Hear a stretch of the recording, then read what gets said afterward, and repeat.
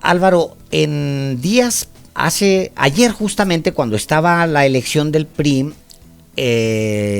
la Bastida Ochoa, que fue candidato del PRI en el 2000 y que fue senador del PRI, un hombre pues considerado una institución dentro de su propio partido, dijo que Enrique Peña Nieto podría considerarse el peor presidente en 2 siglos. Lo dijo ayer cuando acudía a votar, ayer que fue la elección interna del PRI, y hoy lo tenemos aquí en Los Periodistas para conversar de esta afirmación que es durísima. ¿Cómo le va, licenciado? Le habla Alejandro Páez de aquí en Los Periodistas, bienvenido. Bien, Alejandro, gusto en saludarlos. ¿Cómo está, San Francisco? Le habla Álvaro Delgado. Bienvenido a Los Periodistas. Gracias, gusto en escucharlo. Vaya. Déjenme hacer una precisión. Yo no me desdigo de lo que digo, pero sí me gusta precisarlo. Sí. Cuando le pusieron 2 siglos, yo no dije 2 siglos, obviamente, tendría que ser desde 1820. Uh-huh. No, yo dije que en el siglo XXI y en el siglo XX, sí, o sea, en todo el tiempo del PRI, había sido el presidente, en mi opinión, más malo, de peor resultados. Pues casi es lo mismo 2 siglos que el siglo pasado, o sea es casi lo mismo. Sí, nada, para que no digan que es que ahí tendría que meter a Santana, pues. Claro. Sí. A ver, y de Santana y entre Santana y Peña, ¿quién gana? No, Santana. Santana, ok. Sí, a ver, el daño que le hizo al país, las pruebas de las múltiples traiciones que realizó son de su corrupción, bueno, ¿para qué les voy a hablar del tema que ustedes conocen igual o mejor que yo? ¿Y yo qué considero daño? Que ha sido el peor presidente en toda la historia de México. ¿Y qué daño le hizo Enrique Peña Nieto, ya no digamos al PRI, a México? Sí, mire, déjeme precisar a Álvaro. Por favor. Yo no tengo nada personal en contra de él. Él tuvo incluso la disposición para invitarme a ser secretario. Me invitó en 2 ocasiones. Yo decliné porque me percaté que tendría diferencias de opinión fuertes y no me gusta trabajar con gentes con quienes tengo esas diferencias de opinión. Por irlo de esta manera, no hago cualquier trabajo. Voy a tratar de ilustrar por qué digo que fue un mal presidente. Déjenme tomar como ejemplo Pemex. Adelante. Pemex perforó en el año de 2012 algo así como 1,200 pozos.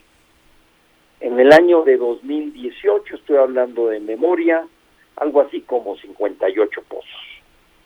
O sea, se cayó en 95% la perforación. Consecuencia de ello, las reservas petroleras del país bajaron de 13,000 millones a 7,000 millones de barriles.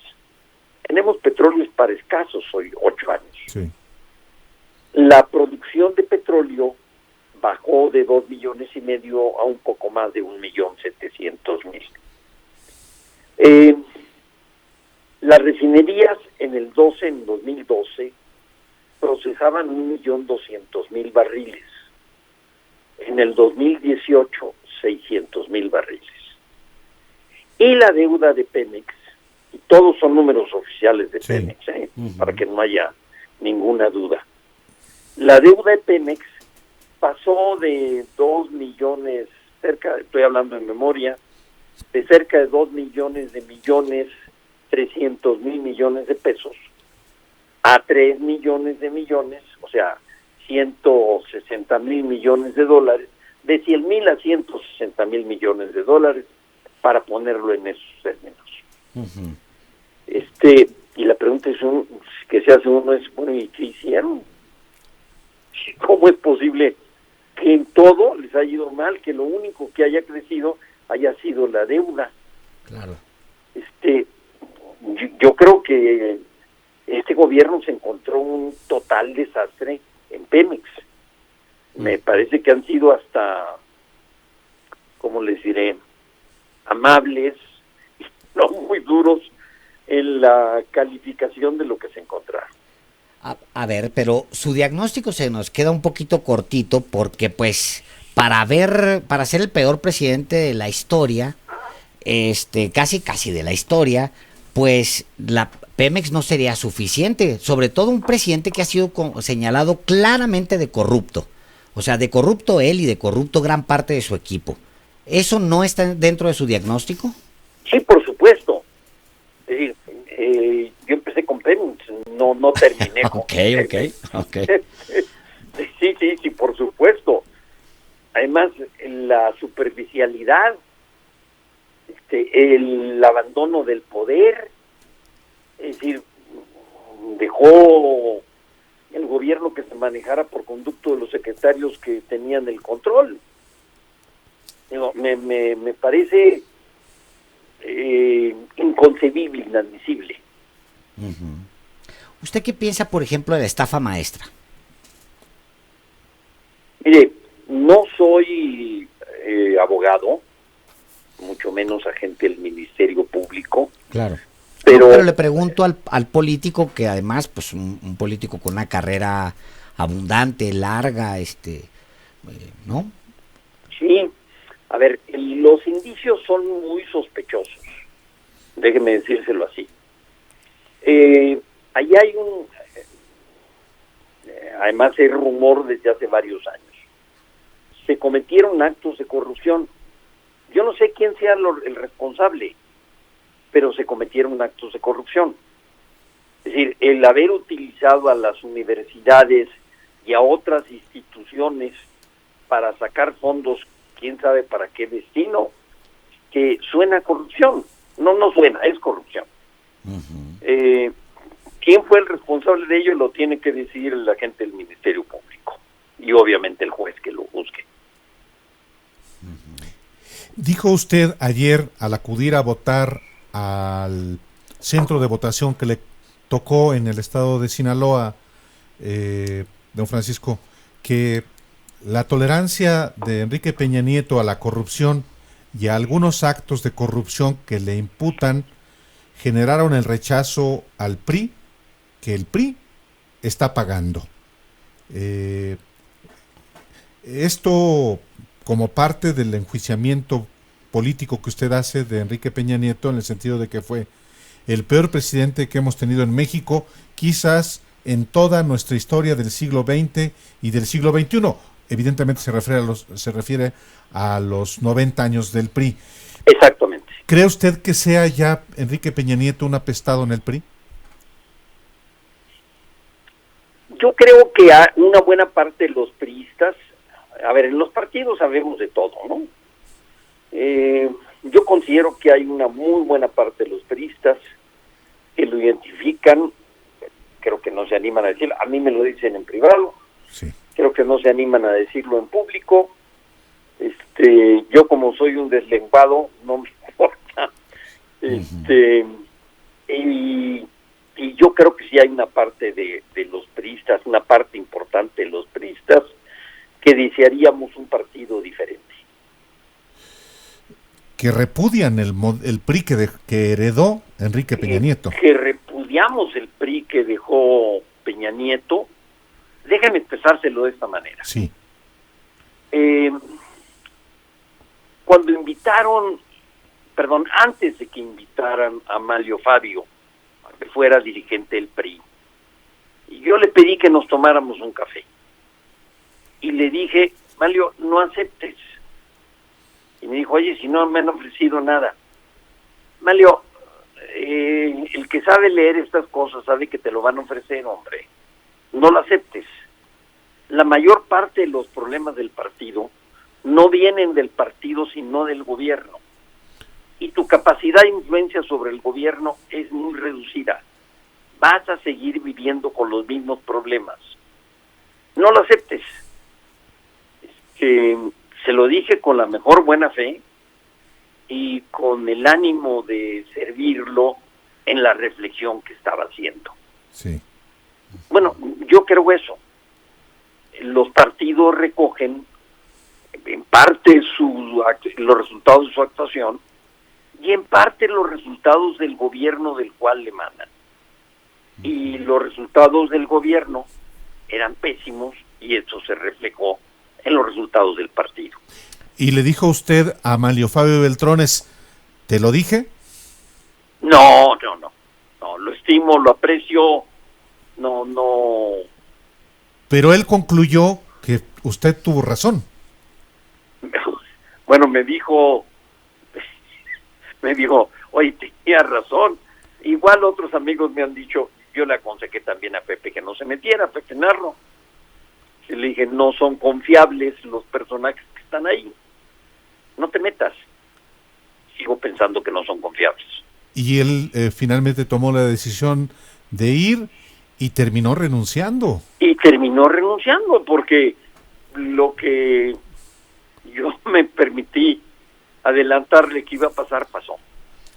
Don Francisco, estamos hablando con Francisco Labastida Ochoa, que fue candidato presidencial del PRI en el año 2000. Bueno, la primera elección que un candidato del PRI a la presidencia de la República pierde, en ese caso fue ante Vicente Fox, pero a la pregunta que hoy le hemos formulado al auditorio de los periodistas... sin problemas, sí, claro. No, por supuesto, pero yo le pregunto, la misma pregunta que le hemos formulado el día de hoy a nuestro auditorio de los periodistas, ¿cree usted que el PRI tiene remedio? Mire, Álvaro, yo soy solo economista, no brujo. Pero es político. Pero es político. No, pero ustedes saben a qué me refiero. Sí. Va a depender de lo que hagan. Es decir, déjeme decirle que necesita un partido para renovarse, para que no muera. Necesita ideas, necesita causas que le digan a la gente por qué van a votar por ellos. Si no tiene causas, que le digan a la gente, oye, yo te voy a dar un mejor futuro, porque voy a lograr que la economía crezca, que tú vivas mejor, que haya más seguridad en el país, que mejore la calidad de la educación, que haya salud. ¿Por qué van a votar por nosotros? La discusión que se presentó entre los tres candidatos, con todo respeto sea dicho para ellos, de que querían regresar a las bases del partido, es muy respetable, pero van a regresar. ¿Y qué van a hacer? Como la gente que dice, yo quiero tomar el volante del coche. ¿Y a dónde quieres ir? ¿Incluye a todos, incluyendo a Lito? En primer lugar, a Lito. Digo, perdón, en primer lugar, a Lito. Don Francisco Labastida Ochoa, también exgobernador de Sinaloa. Yo le tengo que preguntar, ¿por qué esperarse hasta hoy para hacer una denuncia de ese tamaño? Ya, digo, ahí supongo que hay dos respuestas. Una es que les tenía miedo a estos y digo, y se vale, pues digo, al final pues es el presidente y tuvo un equipote de gente pesada en ese momento. Sí, digo, se desplomaron muy pronto para mi gusto, pero pues esa es una razón. La otra, ¿por qué? ¿Por qué hasta ahorita? Bueno, yo lo dije en privado, no con estos adjetivos, pero mis diferencias con el rumbo del gobierno se los expresé a ellos en varias ocasiones, a todos los que me quisieron escuchar. A Videgaray, que era el jefe en realidad de esa oficina, de la presidencia. Con Videgaray tuve varias diferencias, no tratamos la figura del presidente, pero tuve varias diferencias con él. ¿Con Aurelio Nuño? No, con Aurelio Nuño no. Simplemente porque yo conocí hace muchos años a Aurelio, cuando trabajaba de asesor con Jackson. No lo traté, no es una gente a quien haya tratado, y sí he tratado en cambio a Videgaray en varias ocasiones. Le lo platicó. Pero además no anduve buscándolos. Cuando tratábamos algún asunto yo decía mi opinión, si no ando pidiendo favores. Claro. Con el secretario de Gobernación, Miguel Ángel Osorio Chong, ¿usted platicó sobre esto? Con Miguel Ángel, a quien conozco, tampoco lo traté, porque simplemente no tenemos una relación de afecto. Pero al presidente Enrique Peña Nieto sí se lo dijo. Al presidente Enrique Peña Nieto le dije que varias de las cosas que estaban decidiendo no eran buenas, no iban a dar buen resultado. Por ejemplo, ¿qué le dijo? ¿Lo de Pemex? Por ejemplo, lo de Pemex. Él me pidió, antes de formar gobierno siendo presidente electo, que le presentara documentos sobre el sector petrolero, energético. Se los presenté, le pedí que los diéramos solos él y yo. Dije, porque voy a tener diferencias de opinión muy fuertes con su equipo. A mí no me preocupan, pero usted decida si las quiere ver y escuchar o no las quiere escuchar. Después de que se las presenté, él me dijo, yo pienso manejar de otra manera. Dije, como usted quiera. Le dije, nada más que si no hace estas cosas fundamentales, no va a tener resultados. ¿Puede ser más explícito en a qué se refería Francisco Labastida Ochoa? Cuando hablo de lo de Pemex, sí, a cosas obvias. A ver, por favor. Si Pemex no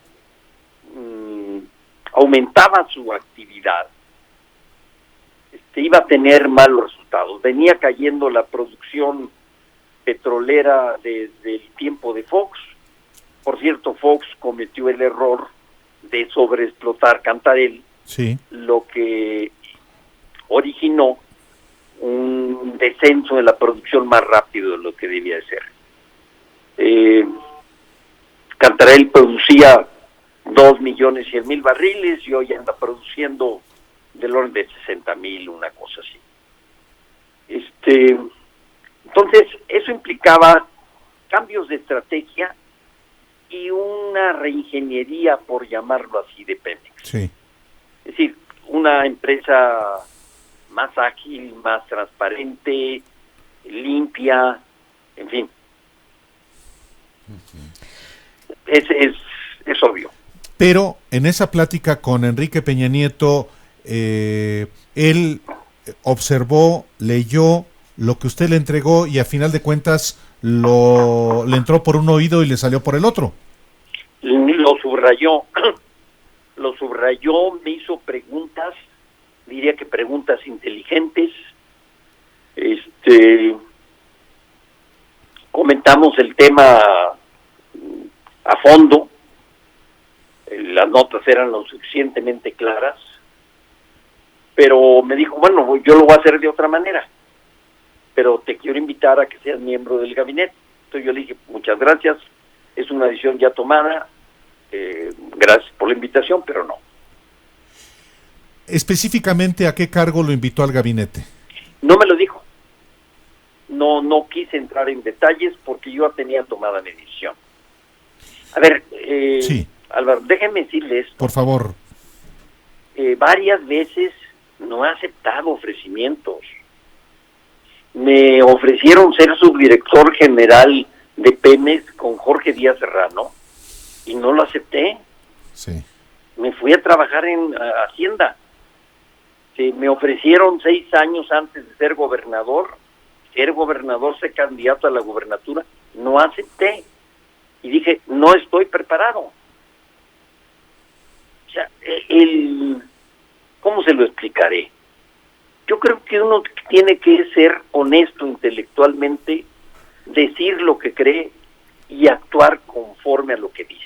Nada más. Sus juicios son duros con Peña Nieto y Peña Nieto durante todo el sexenio se dijo que tenía un padrino importante que era Carlos Salinas de Gortari. ¿Lo incluyen a Carlos Salinas de Gortari sus juicios? Carlos Salinas de Gortari, que trabajó conmigo, yo fui subsecretario y él era director. Desde entonces tuvimos algunas diferencias, no somos amigos. Sí. Pues ya, creo que es suficiente. Pero, importante, siempre se dijo que estuvo detrás de ellos. Bueno, y en los hechos ahí estaba siempre presente Carlos Salinas. Dentro de este diagnóstico, pues al final termina un periodo que empezó con Carlos Salinas de Gortari, que ha sido, dice el presidente, y ahí voy a mi pregunta, que es el peor periodo de la historia de México, que es él califica como neoliberalismo. ¿Usted qué piensa del actual presidente? A ver, creo que el presidente tiene buenos propósitos, primero, y ese no es un asunto menor. El definir con claridad a dónde quiere uno llegar y tener buenos objetivos es fundamental. Tengo la impresión, no entro en detalles, pero que su equipo es muy diverso. Hay varias gentes buenas, respetables, y otros que yo creo que no son muy capaces. Correcto. Una otra pregunta. Inclusive algunos de ellos son amigos míos. Sí, seguramente, pero volviendo al asunto de Enrique Peña Nieto, usted tiene claro que es un político al interior del PRI respetado por muchos y que esto puede eventualmente tener consecuencias. Don Francisco, ¿qué consecuencias augura de esta afirmación tan rotunda sobre Enrique Peña Nieto? Pues mire, déjenme explicárselo de esta manera. Yo acostumbro decir lo que creo y no me preocupan mucho las consecuencias. Sí. Si fuera así, pues diría muchas menos cosas. Siempre Sí. lo he hecho. Siempre lo he hecho, inclusive he tenido diferencias con varios presidentes, siempre lo he hecho. No me preocupa. Sí, yo entré al servicio público con el ánimo de servir, no con el ánimo de servirme. Entonces, para poder cumplir con mis principios, tengo que decir lo que creo. Claro. Y una última. ¿Cree que Enrique Peña Nieto puede terminar siendo juzgado o en la cárcel? No lo sé, mire, tengo obviamente amigos abogados y dicen que la reglamentación o lo que comprende la Constitución no lo permitiría. Y hay otros que dicen que sí. Como no soy abogado, no hago más que escuchar las opiniones encontradas de gente a quienes aprecio, a quienes respeto, pero que difieren sobre este punto. Lo cierto es que usted conoce casos en los que estaría involucrado en actos de corrupción, Peña. No tuve cercanía con ellos, déjeme decírselo así. Sí. Yo sí estuve en total desacuerdo con varias de las decisiones que se tomaron, no solo en materia energética, pero no tenía mucho trato con el equipo. Tenía trato con algunos senadores, con diputados, pero no un trato muy frecuente con el equipo. No me quise acercar. Desde que dije que declinaba, no me quise acercar. Vi a algunos secretarios de manera ocasional, platicamos también de manera ocasional, pero no. Ahora, sí hay obviamente algunas decisiones que son absolutamente criticables. Digo, la compra de las empresas, por ejemplo, de fertilizantes, pues es absolutamente criticable. Digo, ahí no había ni gas, no había ni materia prima. A lo mejor son muy primitivos, pero yo me aprendí que para producir algo necesita uno una materia prima. Ni materia prima tenían, ni gas. Instalaciones con 16, 17 años abandonadas, sí, con árboles arriba de las instalaciones. Digo, es lamentable lo que ocurre. Usted conoce muy bien el sector energético. Razonablemente bien. Yo trabajo de asesor. Pero mi pregunta va en ese sentido. ¿Qué dice el asesor Francisco Labastida Ochoa sobre el caso Emilio Lozoya? ¿A qué le huele eso? Pues a demonio. ¿A corrupción? ¿Qué? ¿A corrupción? A demonio. Que es casi azufre. Azufre. Bueno, sí, al final era Fertinal. Sí, pero sí. Fertinal yo creo que es pecata minuta al lado de agronitrogenados. Uh-huh. Huele mal, pues. Huele muy mal. Huele a corrupción. A ver, ¿cómo va a comprar unas empresas que tienen las condiciones críticas de operación que tenían ellas, que no tienen materia prima, que son chatarra? Esas empresas, particularmente la primera, era chatarra.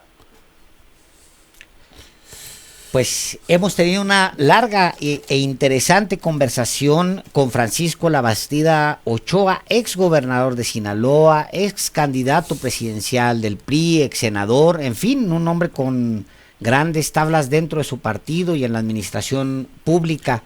Le agradecemos muchísimo que haya estado esta tarde aquí en Los Periodistas. Déjenme hacerles un comentario. Por favor, don Francisco, adelante. A un comercial. Sí, por favor. A ver. Estoy hablando con ustedes desde la oficina. Estoy chambeando. Sí, señor. Mi mujer y yo seguimos trabajando. Se lo digo con mucho orgullo. A mí no me da pena decir, oye, tiene que seguir trabajando. Seguimos trabajando los dos. Y alguien que viaja por el mundo, que está pasando unas vacaciones muy largas en España, que ya no cobra una pensión presidencial, pues, ¿de qué vive? En este caso Peña Nieto, pues ponle nombre.